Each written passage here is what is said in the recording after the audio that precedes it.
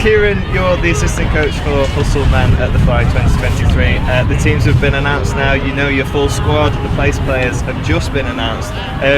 What are your thoughts on your team and the place players in particular? I think we've got good, obviously, players from the draft. We have a very balanced team.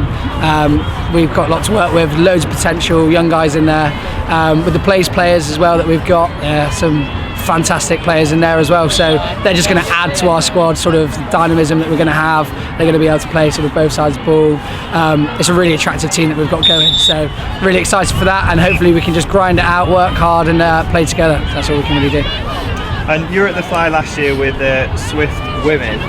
You've obviously switched over to the men's. What do you think that'll be like for you this year? I think it'll be great. I mean, both games this is the good thing about sixes, right? They're pretty much the same thing.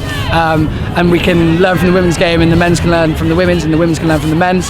And having that sort of franchise being a group, the Hustle whole group, which would be fantastic to have the men and women working together and fighting for that Hustle title, which is fantastic.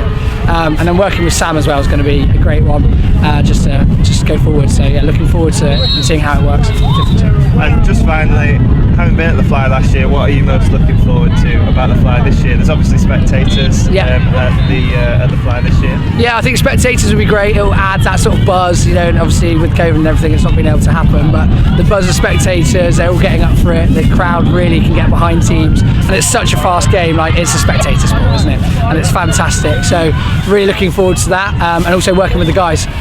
Changing sort of from the women's game predominantly now to going back into the men's, and sort of trying to bring a few things to the guys that the women's game really pushes and smashes a lot. So yeah, looking forward to it.